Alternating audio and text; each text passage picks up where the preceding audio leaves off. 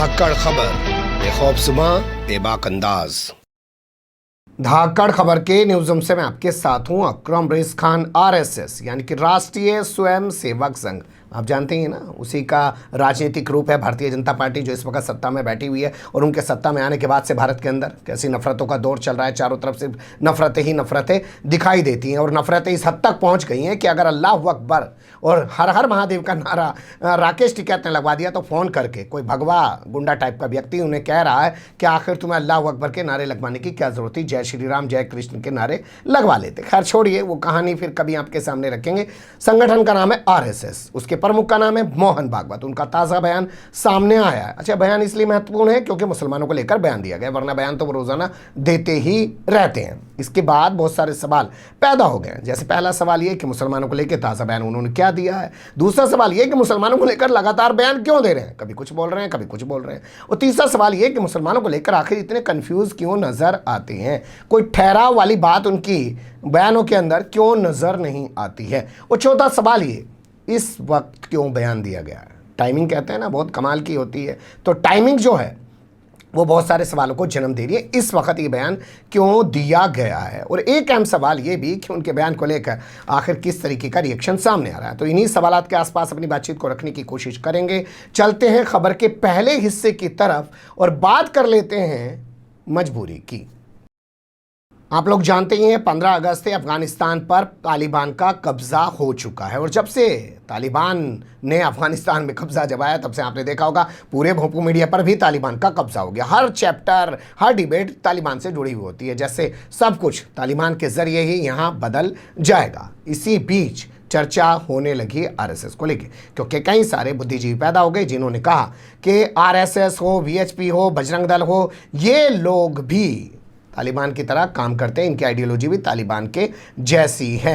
मुनव्वर राना सबसे पहले उसमें आगे आए, मशहूर शायर हैं, वहाँ पे किताब लिख चुके हैं। उन्होंने बाकायदा सीधे तौर पे ये कह दिया, उनके खिलाफ एफआईआर दर्ज कर दी। यानी कि आरएसएस चर्चा में जो लेके आए वो सबसे पहले मुनव्वर राना लाए तालिबान वाले मामले के बाद। उसके बाद ताज़ा मामला जावेद अख्तर, हम जानते ही होंगे, गीतकार हैं, लेखक हैं और अपनी बेबाकी के लिए जाने जाते हैं। नाम ज़रूर मुस्लिम है, कम्युनिस्ट सोच के हैं, वो किसी मज़हब को नहीं मानते हैं, किसी चीज़ को फॉलो नहीं करते हैं। उन्होंने भी यही कहा कि आरएसएस हो, विश्व हिंदू परिषद हो, बजरंग दल हो, ये लोग जो हैं तालिबानी सोच रखते हैं, उसी मानसिकता के तहत काम करते हैं। इनके खिलाफ बीजेपी का नेता सड़कों पर उतर गया, घर के बाहर जाकर प्रदर्शन करने लगा, हंगामा मचाने लगा, एफआईआर दर्ज करने के लिए थाने में तहरीर दे दी। सीसे ने भी आर्टिकल लिखा सामने के अंदर, कहा कि गलत बयानी की है जावेद अख्तर ने, ऐसा नहीं करना चाहिए। आरएसएस जो है ये तो देशभक्त है, इन्होंने देश के लिए बहुत कुछ किया, इस तरीके की तमाम चीज़ें कही गई हैं। लेकिन कुल मिला के कोई कार्रवाई जावेद अख्तर के खिलाफ नहीं हुई। जैसे उत्तर प्रदेश में मुनव्वर राना के खिलाफ एफआईआर दर्ज करके कार्रवाई शुरू कर दी गई। लेकिन कुल मिला के बताने का मतलब ये है कि जब से तालिबान की एंट्री अफगानिस्तान में हुई है तब से भारत के अंदर आरएसएस को लेकर भी बात होने लगी है। लेकिन राम कदम से कोई पूछे, जो मैं खबर हम आपके सामने रख रहा हूं, 24 जनवरी की खबर है जो छपी है अमेरिका के हवाले से। जो बाइडेन अपनी सरकार बना रहे हैं और आरएसएस के करीबी दो नेताओं को, जिसमें से एक का नाम अमित जानी और दूसरे का नाम सोनल शाह, दोनों को उन्होंने अपने कैबिनेट में शामिल करने से इनकार कर दिया। किनको? आरएसएस के करीबी को। तो क्या राम कदम या भोंपू मीडिया के दलाल चाटुकार दंगाई पत्रकार बाइडेन से पूछेंगे कि जो लोग आरएसएस के करीब हैं, आरएसएस राष्ट्र निर्माता है, देश के लिए उसने ये किया है, ऐसे आरएसएस से जुड़े हुए लोगों को बाइडेन, जो अपने आप को सेकुलर कह रहे हैं, अमेरिका के नए राष्ट्रपति बने, अपनी कैबिनेट में क्यों शामिल नहीं कर रहे हैं? और वो भी उस दौर में जब उन्होंने 24 भारतीयों को, कितनों को जी? 24 भारतीयों को शामिल किया, और उन 24 भारतीयों में से 12 भारतीय महिलाएं थी। उस दौर में भी उन्होंने आरएसएस के 2 लोगों को शामिल नहीं किया, जबकि दोनों लोग वो लोग हैं जो बराक ओबामा की कैबिनेट में हुआ करते थे। तो यहां किसी ने 56 इंच का सीना नहीं दिखा। खैर, लेकिन ये ग्राउंड है, इसे आप समझना पड़ेगा। अब चलते हैं खबर के दूसरे हिस्से की तरफ।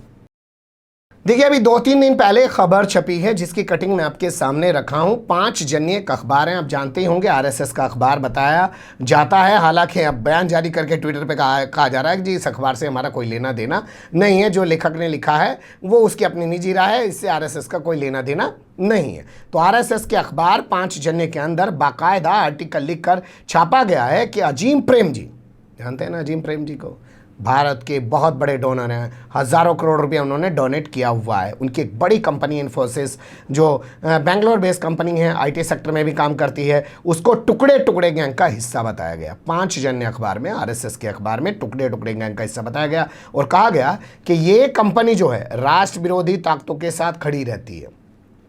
कहा गया है कि देखिए, शीर्षक जो लगाया गया वो थोड़ा सा देख लीजिए, साख और आघात शीर्षक के नाम से 4 पेज की कवरेज स्टोरी छापी गई है, प्रकाशित की गई है, जिसमें कहा गया है कि ये कंपनी जो है भारत के जो टैक्स सिस्टम है, आपको पता ही है, वेबसाइट का, इनकम टैक्स वाली वेबसाइट का काम आजकल यही देख रही है। जून से इसने वेबसाइट को पब्लिक भी कर दिया था, लेकिन उसमें बहुत सारी दिक्कतें आ रही हैं, दुश्वारियाँ आ रही हैं। पिछले दिनों खबर छपी थी कि निर्मला सीतारमण ने इन्फोसिस के CEO को बुलाया और उनसे कहा कि ये तमाम चीज़ें दूर होनी चाहिए, लोगों को बहुत दिक्कत हो रही है। इससे पहले टाटा कंसल्टेंसी कंपनी जो है वो ये काम देखा करती थी, पोर्टल वाला, वेबसाइट वाला।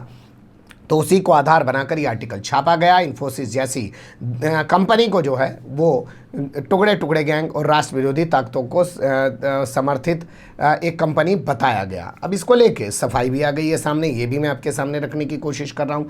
आरएसएस की तरफ से ट्विटर पर बाकायदा सफाई देकर कहा गया है, अखिल भारतीय प्रचार प्रमुख हैं उनकी ओर से कहा गया, अनिल अंबेकर, उन्होंने कहा है कि भारतीय कंपनी के नाते इन्फोसिस का भारत की तरक्की में अहम योगदान है।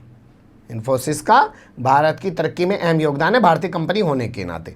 पांचजन्य अखबार से आरएसएस का कोई लेना देना नहीं है, ना ही वो आरएसएस का अखबार है। उसमें छपी जो भी खबर है वो लेखक की निजी राय है, उसने अपने तरीके से छापी है, उससे भी आरएसएस का कोई लेना देना नहीं है। तो 2 वजह हो गई आपके सामने, एक मुनव्वर राना, दूसरे जावेद अख्तर और तीसरे ये जो है इन्फोसिस कंपनी। लेकिन फिर वही सवाल कि इन्फोसिस जैसी कंपनी जब देश हित में काम करती है तो तारीफ़ करते हुए इनके मुंह से आवाज़ नहीं निकल पाती है।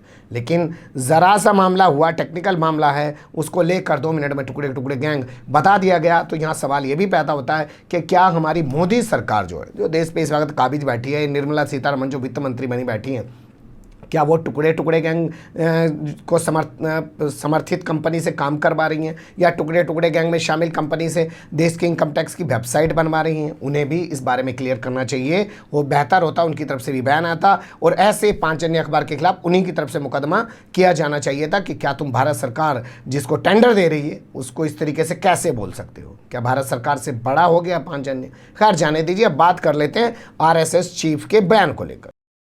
तो उनके बयान में पहली लाइन ये कह सकते हैं जो उन्होंने कही है वो काफ़ी महत्वपूर्ण है। उन्होंने कहा है कि भारत में हिंदू और मुसलमानों के पूर्वज एक ही हैं। भारत में हिंदू और मुसलमानों के पूर्वज एक ही हैं या एक ही थे, ये भी आप जोड़ सकते हैं। और हर भारतीय नागरिक हिंदू है, हमेशा से वो यही कहते आए हैं, क्योंकि यहाँ इस धरती पे जो रह रहा है वही हिंदू है। उनका थ्योरी भी यही है। जब 1925 में उनकी स्थापना हुई, हिंदी हिंदू हिंदुस्तान, वो हिंदुस्तान नहीं बोलते हैं, हिंदू स्थान बोलते हैं, यानी कि हिंदू के रहने का स्थान जो है। तो उसी थ्योरी को हमेशा आगे बढ़ाते हैं। उसी क्रम में उन्होंने ताज़ा बयान ये दिया है कि भारत में रह रहे जो भी हिंदू और मुसलमान हैं उनके पूर्वज एक ही थे और ये सब भारतीय जो हैं वो हिंदू हैं। महाराष्ट्र के पुणे में जो एक प्रोग्राम आयोजित किया गया, संस्था का नाम भी मैं आपको बताने की कोशिश करता हूं, ग्लोबल स्ट्रेटेजिक पॉलिसी फाउंडेशन नाम का एक संगठन है, उसके द्वारा एक प्रोग्राम आयोजित किया गया जिसका शीर्षक था राष्ट्र प्रथम एवं राष्ट्र सर्वोच्च। उस नाम से प्रोग्राम आयोजित किया गया। उसमें उन्होंने अपना बयान दिया और बयान देते हुए आगे उन्होंने कहा कि इस्लाम आक्रांताओं के साथ भारत आया था। इस्लाम जो है, मतलब जो मज़हब है इस्लाम, वो आक्रांताओं के साथ भारत आया था, उससे पहले नहीं आया था। आक्रांता मतलब जो लोग आक्रमण करने आए थे उनके ज़रिए आया था। ये इतिहास है और इसे इसी क्रम में जो है बताया जाना चाहिए। वो आगे अपनी बात को मजबूती से कह भी रहे हैं कि ये बताना चाहिए, इसमें कोई ये ज़रूरी नहीं है कि हम कहें नहीं जी इनके ज़रिए नहीं आया था। और अल्पसंख्यक समुदाय को किसी चीज़ से डरने की ज़रूरत नहीं है, क्योंकि हिंदू किसी के दुश्मनी नहीं रखते हैं, यानी कि हिंदू किसी से दुश्मनी नहीं रखते हैं, डरने की ज़रूरत नहीं है। हमें मुस्लिम वर्चस्व के बारे में बात नहीं करनी चाहिए, हमें भारत के वर्चस्व के बारे में बात करनी चाहिए। यानी कि वो बता रहे बहुत से लोग जो कहें जी मुसलमानों की सोचो, मुसलमानों को देखो, मुसलमानों को बढ़ाओ, ऐसी बात ना करो, राष्ट्र को बढ़ाओ, राष्ट्र को देखो। साथ ही आगे वो कहते हैं कि समझदार मुस्लिम नेताओं को कट्टरपंथियों के खिलाफ दृढ़ता से खड़े हो जाना चाहिए, मतलब मजबूती से उनके खिलाफ खड़े होना चाहिए जो कट्टरपंथी सोच है। आगे वो कहते हैं कि अंग्रेज़ों ने हिंदू मुसलमानों को लड़ाया है, हमें अपनी सोच बदलनी होगी। अब बताइए कौन सी सोच बदल रहे हैं? हम तो देखते ही आ रहे हैं कि जब बाबरी मस्जिद टूटी थी उस दौर में मैं पढ़ता था स्कूल में जाके, और तमाम चीज़ें होती थी, मैंने तो नफरतें तब नहीं देखी, लेकिन जब से 2014 से सत्ता में आए तब से तो कोई ऐसा मामला भी नहीं हुआ है, मंदिर मस्जिद वाला बड़ा मामला। लेकिन फिर भी इन्होंने लोगों के दिलों में किस कदर नफरत भर दी और कह रहे हैं सोच बदलने की जरूरत है। तो लग रहा है ये सोच बदलने का काम कर रहे हैं। खैर, हम अपनी टीका टिप्पणी छोड़ते हैं। उनके इस बयान को लेकर असदुद्दीन ओवैसी ने किस तरीके का रिएक्शन दिया, पहले वो सुन लीजिए, फिर आगे बताता हूँ कि किस तरीके से इन्होंने पहले भी ऐसे ही बयान दिए। कि ये गोल मोल की बात हमेशा भगवत करते हैं। कभी बोले डीएनए हमारा एक है, लिंचिंग करने वाला गलत है। ये एक ही सांस में ये तो हमेशा रंग बदलते रहते हैं ना अपना, कभी एक बात बोलते हैं, कभी एक बात बोलते हैं। ये तमाम के तमाम संघी लोग जो होते हैं वो हिस्ट्री के बड़े वीक होते हैं। हिस्ट्री अगर पढ़ लेते तो मालूम होता कि वेस्ट कोस्ट पर इस्लाम पहले आया, इन्वेडर से नहीं आया। तो हिस्ट्री में कमजोर है। तो बताना ये चाहते हैं कि वो जो आरएसएस की जो आइडियोलॉजी है, जिसमें गोलवालकर और आपके सावरकर ये दोनों ही बताते हैं ना कि पुत्र होली लैंड और मदर लैंड की जो गुफ्तगू करते हैं, तो उसी के रोशनी में उसी को रिट्रिएट करते हुए मोहन भागवत ने बात कही है। और मोहन सुनिए, अरे आपको सुन तो लीजिए, इतना तकलीफ क्यों हो रहा है इनका, इनको क्रिटिसाइज कर रहे हैं। मोहन भागवत को जो पहली कॉन्स्टिट्यूशन की किताब बनी गई थी, जो आज भी लोकसभा पार्लियामेंट में है, उसमें मुगल बादशाह अकबर की फोटो है, टीपू सुल्तान की है। संविधान बनाने वालों ने उनकी तस्वीर डाली, उसके ऊपर क्या कहेंगे वो? तो इसीलिए कह रहा हूं कि हिस्ट्री में बड़े वीक हैं वो। सुन लिया आपने। असदुद्दीन ओवैसी ने बताया कि इनका इतिहास थोड़ा कमज़ोर है, शायद ये पढ़ते नहीं हैं, अपना आधा अधूरा इतिहास बताते रहते हैं। और जो बता रहे हैं कि किस रास्ते यहाँ पे इस्लाम आया है, वो आपने सुन ही लिया होगा। असदुद्दीन ओवैसी की ज़बानी वो बता रहे हैं कि कहाँ से इस्लाम की शुरुआत भारत के अंदर है। इससे पहले आपने देखा होगा, अभी हाल फिलहाल में गाज़ियाबाद पहुँचे थे। गाज़ियाबाद में इन्होंने किताब के विमोचन पर बयान दिया था और कहा था हिंदू और मुसलमानों का DNA एक है। यहाँ बता रहे हैं उनके पूर्वज एक हैं, ठीक है साहब, मतलब एक ही होता है कुल मिला के ये। लेकिन उसके कुछ दिन बाद जब ये असम पहुंच गए तो वहाँ जाके कहने लगे कि मुसलमान ज़्यादा बच्चे इसलिए पैदा करते हैं ताकि ये फिर से एक बार पाकिस्तान के लिए दावा कर सकें।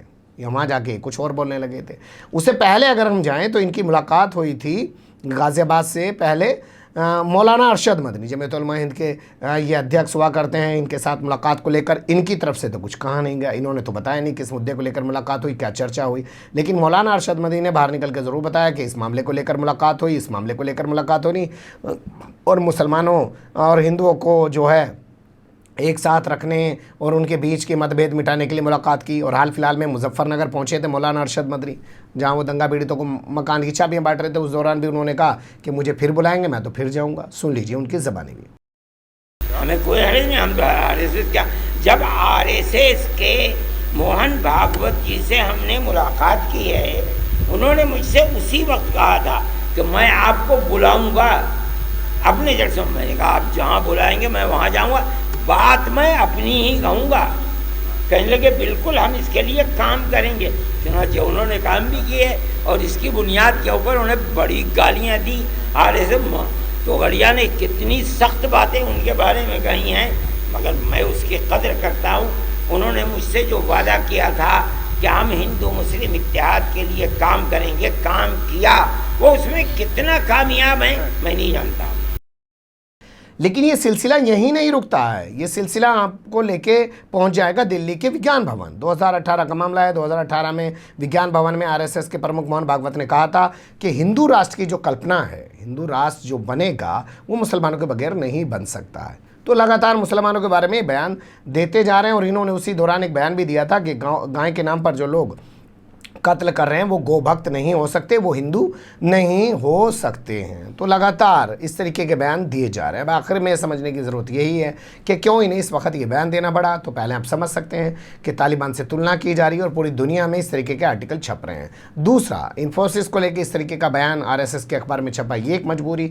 और तीसरा, आपके सामने उत्तर प्रदेश समेत 5 राज्यों के चुनाव हैं। हालांकि कुछ लोग ये कह रहे हैं कि चुनाव 5 राज्यों में नहीं है, चुनाव 8 राज्यों में है, क्योंकि शुरुआत में उत्तर प्रदेश, उत्तराखंड, पंजाब, गोवा, मणिपुर यहाँ चुनाव है। लेकिन नरेंद्र मोदी हालात को देखते हुए गुजरात के चुनाव भी इस साल के यानी कि 2022 के शुरू में ही करा सकते हैं, जम्मू कश्मीर के चुनाव भी 2022 के शुरू में ही करा सकते हैं।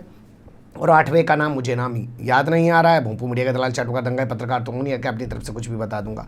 लेकिन कुल मिला के ये है कि फिर से एक बार उन्होंने ऐसा बयान दिया है, एक तरफ पूर्वज बता रहे हैं और एक तरफ फिर दूसरी बातें भी कर रहे हैं। जब पूर्वज हैं तो फिर नफरत क्या है, फिर दिक्कत क्या है, इसका भी जवाब मोहन भागवत को देना चाहिए था। जब डीएनए एक है तो फिर ये मार काट बवाल हंगामा जो मचा पड़ा है, भाजपा ने, नरेंद्र मोदी ने 2014 से एक नई राजनीति शुरू की है, मुसलमानों को टिकट तक नहीं देते, वो क्या है, उस सब पर भी तो बात होनी चाहिए। सिर्फ एक तरफा कुछ बातें करना, कभी इधर की कभी उधर की और मैन बात ना करना, ये भी बहुत सारे सवालों को जन्म देता है। ये भी बताता है कि आखिर ये जवाब क्यों दिया गया। बने रहेगा धाकड़ खबर के साथ। फिलहाल कमेंट्स के रूप में आप लोग अपनी राय दे सकते हैं, खबर को लाइक कर सकते हैं, चैनल को सब्सक्राइब कर सकते हैं और ज़्यादा से ज़्यादा हमारी खबरों को शेयर कर सकते हैं। फिर ऐसे ही किसी सुलगते हुए या उलझते मुद्दे लेकर मैं आपके सामने हूँगा हाजिर। फिलहाल भी मुझे दें इजाज़त।